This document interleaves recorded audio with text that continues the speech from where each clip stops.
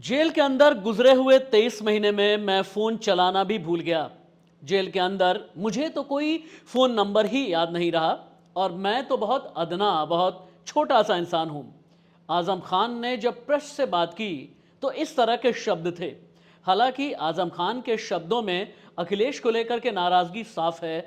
वो अखिलेश जिन पर इल्जाम ये लगा कि आजम खान की विपरीत परिस्थितियों में यानी बुरे दिनों में अखिलेश ने उस तरीके से साथ नहीं दिया जैसे साथ देना चाहिए था। नमस्ते, मैं आपका राष्ट्रवादी राशिद। अटकलें हैं, कयास हैं कि आजम खान कभी भी समाजवादी पार्टी छोड़ सकते हैं। ये कयास रामपुर से लेकर लखनऊ तक है। लेकिन आजम खान का अगला कदम क्या होगा? क्या आजम वाकई में मायावती के साथ जाने वाले हैं या फिर आजम खान थामेंगे चंद्रशेखर आजाद का दामन यानी आजाद समाज पार्टी के पाले में चले जाएंगे? यह सवाल इसलिए है दोस्तों क्योंकि अखिलेश में बेकरारी है। अब आप बेकरारी ही समझिए, क्योंकि अखिलेश ने आनन फानन में ऐलान कर दिया कि रामपुर जाएंगे और आजम खान से मिलेंगे। सवाल बहुत बड़ा यह है कि अखिलेश सीतापुर नहीं गए, अखिलेश हाल के दिनों में रामपुर नहीं गए और अब रामपुर अगर जा रहे हैं तो तारीख क्या मुकर्रर की गई है? 8 अक्टूबर। जी हां दोस्तों, 9 अक्टूबर को लखनऊ में मायावती बहुत बड़ा एक आयोजन कर रही हैं। खबर इस तरीके की है कि इसी बड़े आयोजन में आजम खान बहुजन समाज पार्टी के साथ चले जाएंगे। औपचारिक ऐलान कर दिया जाएगा। मायावती मंच से उत्तर प्रदेश की राजधानी लखनऊ से ऐलान करने वाली हैं। जैसे ही अखिलेश को यह लगा कि यह तो समाजवादी पार्टी के लिए बहुत बड़ा नुकसान हो जाएगा, तो ऐसे ही अखिलेश ने तुरंत ही ऐलान कर दिया कि 8 अक्टूबर को रामपुर में मैं मिलने के लिए जाऊंगा, यानी 9 अक्टूबर से ठीक एक दिन पहले या चंद घंटे पहले। सियासत में टाइमिंग बहुत ज़्यादा इंपॉर्टेंट होती है दोस्तों, और इस टाइमिंग के तहत जो आजम ने कहा उसे समझने की आप कोशिश कीजिए। आजम खान से जब यह पूछा गया क्या अखिलेश आपसे मिलने आए, तो आजम खान ने कहा वह बड़ी पार्टी के बड़े नेता हैं और मैं बहुत छोटा सा इंसान हूं। आजम खान से यह पूछा गया एसटी हसन आपसे मिलने आए, तो उन्होंने कहा कि मैं तो बहुत छोटा इंसान हूं। आजम खान से यह पूछा गया कि आपने एसटी हसन के खिलाफ रुचि वीरा को उतार दिया था मैदान में और आपकी ही चली थी, जेल के अंदर से भी आप ही ने फैसला किया, तो उन्होंने कहा मैं तो बहुत अदना इंसान हूं और जिसे अपना मोबाइल फोन नंबर तक भी नहीं याद है, मोबाइल फोन चलाना नहीं याद है, वो आखिरकार कैसे याद रखेगा किसी और को? इन सब के अलावा दोस्तों आप अब समझिए इक्वेशन क्या है। पिछला विधानसभा चुनाव यानी 2022 का विधानसभा चुनाव समाजवादी पार्टी और कांग्रेस के लिए अलग अलग था, लेकिन लोकसभा चुनाव में एक बार फिर से साथ में आए और लोकसभा चुनाव में साथ आकर अखिलेश यादव और राहुल गांधी दोनों ने उत्तर प्रदेश में 43.25%, 43.25% का वोट बटोरा और बहुजन समाज पार्टी के खाते में गए 10% वोट। तो ऐसे में सवाल बहुत बड़ा यह है कि मायावती अपने आप को मुस्लिम वोट बैंक अपने साथ में लाने के लिए क्या वाकई में आजम खान का इंतजार कर रही हैं? लेकिन बस इतने भर की बात नहीं है। अंदर की खबर तो यह भी है कि मायावती ने हाल के दिनों में या पिछले कुछ सालों में भारतीय जनता पार्टी को मजबूत किया है, तो ऐसे में पर्दे के पीछे कोई डील हुई है।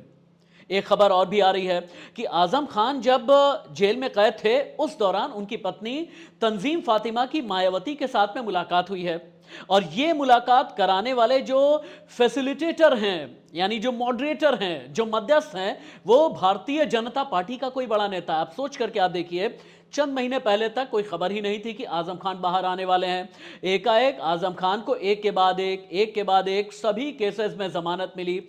100 से ज्यादा केस थे और सभी में जमानत मिल गई।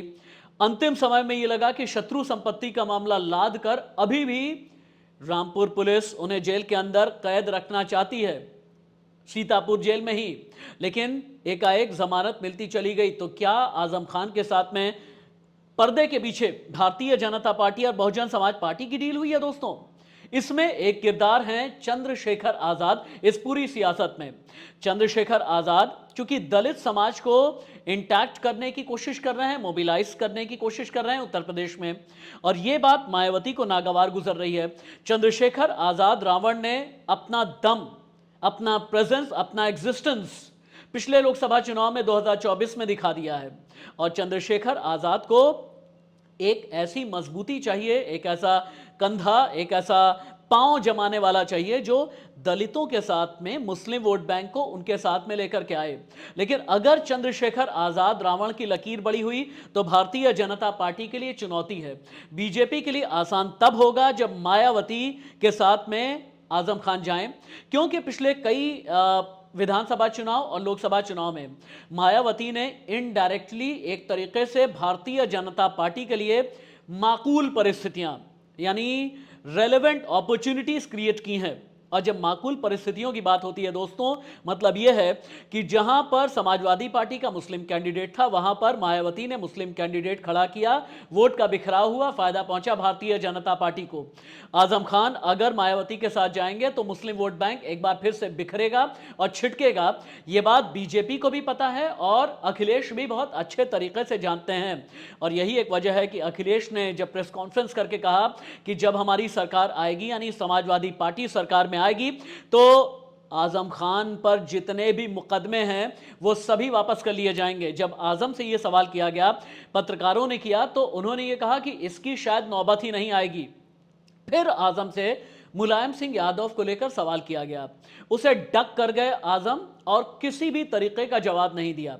सवाल बड़ा है, आजम इलेक्शन लड़ नहीं सकते, अब्दुल्ला आजम भी टेक्निकली इलेक्शन नहीं लड़ सकेंगे, उनकी पत्नी बुजुर्ग हो गई हैं, तो ऐसे में आजम खान भी अपना एग्जिस्टेंस बनाए रखने के लिए, बचाए रखने के लिए अपने किसी खास को आगे करने की कोशिश करेंगे। और आगे करने की कोशिश में एक नाम जो तुरुप का इक्का है वो आ जाता है आजम खान की मुंह बोली बेटी यानी एकता कौशिक का।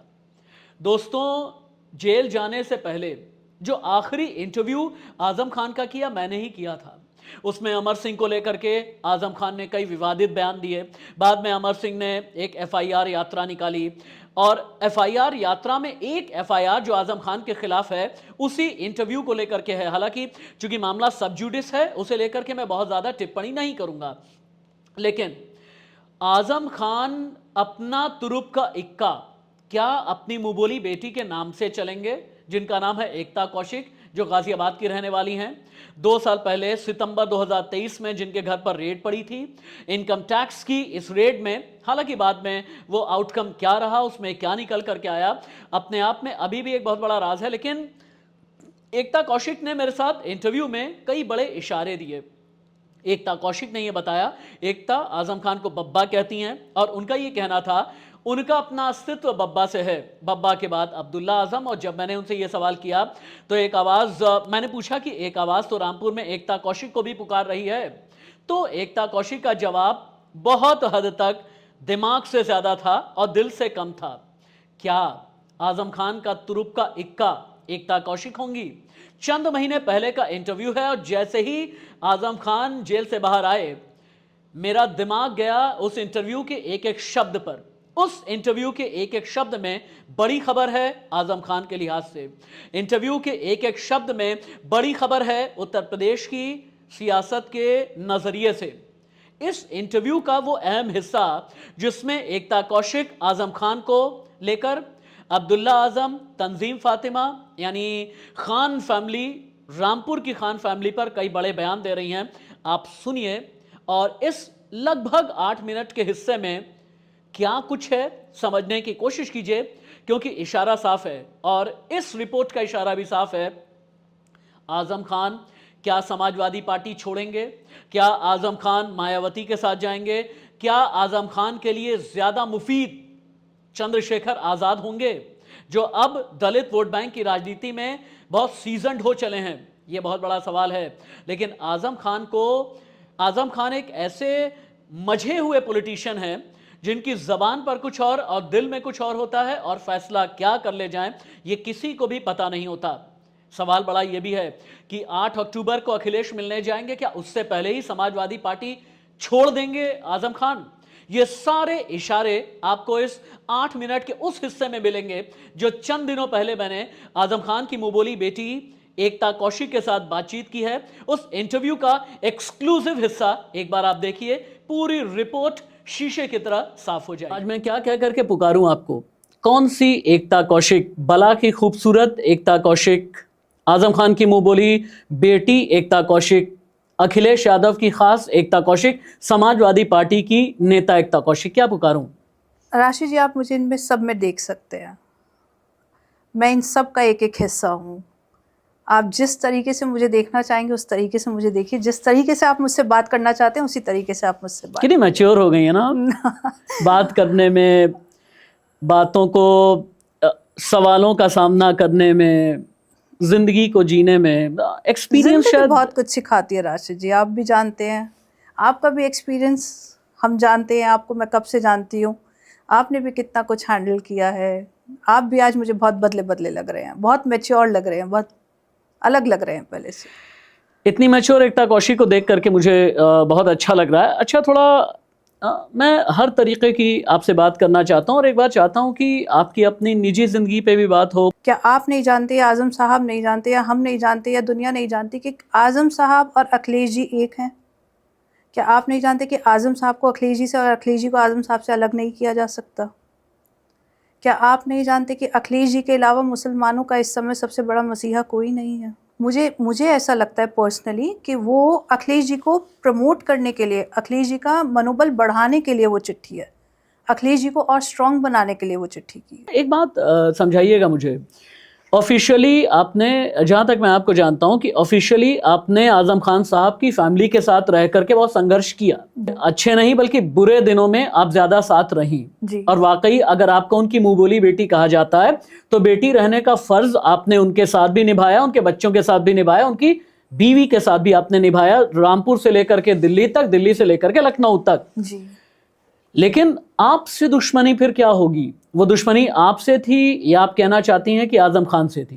देखिए, जाहिर सी बात है, मेरा ऐसा क्या है, जो भी हूँ मैं बब्बा की वजह से हूँ, आजम साहब बाबा की यानी वजह, आजम खान? आजम साहब की अच्छा। वजह से हूँ, मम्मा की वजह से हूँ मैं। आप जानते हैं, आप तो आए भी थे मम्मा से मिलने।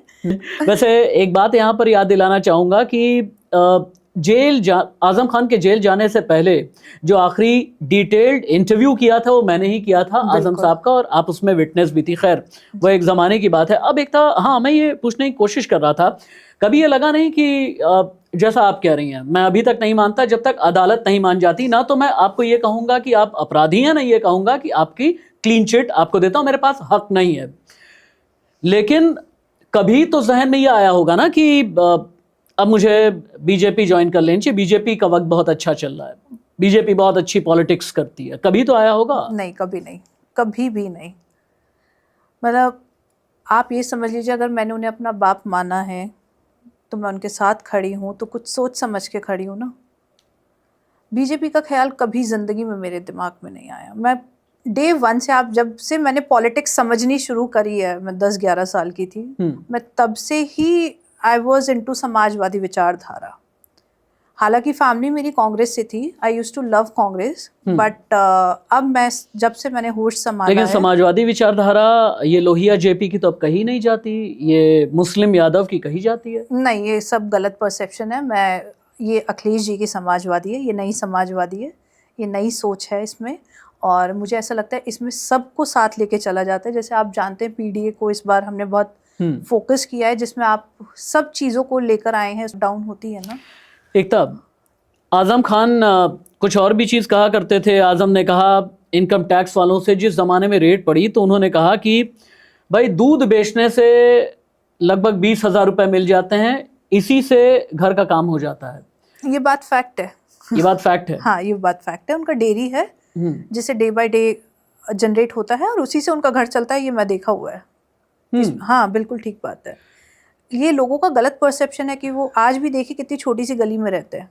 अगर उन्होंने ऐसा कुछ किया होता तो घर भी बदल जाता इंसान का। आप घर के अंदर भी जाके देखिए तो आपको कोई ऐसा बहुत हाई फाई इंटीरियर्स और ये सब नहीं, बहुत सादी ज़िंदगी है, बहुत सादा उनका लिविंग स्टाइल है। तो जौहर यूनिवर्सिटी के खिलाफ करप्शन के इतने केसेस कैसे निकल गए? जौहर यूनिवर्सिटी केस राशिद जी, में इतने केसेस कि कैंपस, लाइब्रेरी, अच्छा, आप मुझे एक बात हॉस्टल, प्रीमाइस, आप मुझे एक बात बताइए, इन मुकदमों को भी साइड रखिए। क्या आपको लगता है आजम साहब बकरी चुरा सकते हैं, या पेड़ चुरा सकते हैं, या मिट्टी चुरा सकते हैं, या गमले चुरा सकते हैं, या किसी के गले में से जाके 16,800 रुपये की चोरी कर सकते हैं, या किसी औरत के कानों के बुंदे चुरा के ले जा सकते हैं? क्या आपको लगता है कि 4 बार के कैबिनेट मिनिस्टर ये चोरियां करेंगे? और 9 बार के विधायक। और 9 बार के विधायक हैं, जिसमें 1 बार राज्यसभा सांसद भी रहे हैं और 1 बार लोकसभा सांसद भी रहे हैं। आप मुझे बताइए, क्या ये चोरी आपको लगता है जायज़? क्या वो मदरसे आलिया की किताबें चुरा के लाएंगे, आपको लगता है? लेकिन ऐसा क्यों है कि कानून के शिकंजे से अपने आप को बचाने के लिए इतनी कितनी FIR है? 113 113 FIR। 113 FIR, कुछ तो होगा, बिना आग के तो धुआं नहीं होता ना, कुछ तो होगा। एकता जी? ठीक है, मुझे लगता है राशिद जी ये बीजेपी का एक एजेंडा था, उसी एजेंडे के तहत बैक टू बैक इतनी FIR की। लेकिन बीजेपी का अगर एजेंडा था, मैं एकदम सीधे पूछता हूँ, बीजेपी का एजेंडा अगर होता तो बिल्कुल सीधे अखिलेश के साथ में 2-4 करते ना। अखिलेश जी को भी तो फंसाया जाता है, अखिलेश जी पे भी तो मुकदमे किए जाते हैं, उनको भी तो परेशान किया जाता है। इतने मुकदमे तो इरफान सोलंकी के खिलाफ नहीं है जितने आजम खान के खिलाफ हैं। देखिए, मुझे लगता है जिसका जितना बड़ा कद था, इरफान सोलंकी साहब को जैसे उन्होंने फंसाया, उनके कद के हिसाब से आजम साहब का कद ज्यादा बड़ा था। भाई, सबसे बड़े और सबसे फाउंडर मेंबर जो हैं, मुझे लगता है senior most politician Samajwadi party में जो जमीनी तौर पे सबसे ज्यादा स्ट्रांग थे, वो आजम साहब ही थे। आपको ऐसा नहीं लगता कि अंदर खाने ही आजम खान ने मुसलमानों का मसीहा और ठेकेदार बनने की कोशिश की, और ये बीजेपी से कहीं ज्यादा समाजवादी पार्टी के ही लोगों को नागवार गुजरा, इसीलिए उनके खिलाफ और भी हालात पैदा होते चले गए? देखिए राशिद जी, इस पर मैं कुछ नहीं कहूँगी। मुझे ऐसा लगता है हर आदमी का अपना खुद का एक पर्सपेक्टिव होता है, वो अपनी तरफ से सोचते हैं, हम किसी की सोच को पकड़ नहीं सकते। बट मुझे ऐसा लगता है कि जितनी परेशानियाँ आई हैं आजम साहब के साथ या उनके परिवार के साथ, वो सरकार की वजह से आई हैं। चाहे वो कौन सी सरकार? जो इस समय मौजूदा सरकार है। वक्त के साथ में इस तरह क्यों होने लगा है कि लोग, हालांकि मैं बिल्कुल भी नहीं कहूँगा, लेकिन वक्त के साथ में ऐसा क्यों होने लगा है कि एक बहुत बड़ी आबादी इस तरीके से कहने लगी है कि अतीक, मुख्तार अंसारी, आजम खान, इस तरह से नाम क्यों लिया जाने लगा है? देखिए, हर आदमी जानता है कि इस कम्युनिटी को टारगेट तो किया जा रहा है। मैं भी तो मुस्लिम हूँ, मुझे तो टारगेट नहीं किया गया। मैं भी उत्तर प्रदेश में रहता हूँ। बाहुबलियों को टारगेट किया जा रहा है, जो अपने फील्ड में स्ट्रांग है, उन लोगों को टारगेट किया। मैं भी एक स्ट्रांग जर्नलिस्ट हूँ, मुझे तो टारगेट नहीं किया गया। अब इसमें मैं कोई कमेंट नहीं करना चाहूँगी। मैं चाहती हूँ कि ना टारगेट करें आपको, क्योंकि टारगेट हो जाने के बाद आदमी बहुत परेशान रहता है। राशिद जी, डर गई हैं आप? नहीं, डरी नहीं हूँ, लड़ रही हूँ और लड़ूंगी आगे। आजम खान की मुंह बोली बेटी और जो अखिलेश को मानती है अपना गुरु, यूपी में रहते हुए क्या डर लगता है उसे? नहीं।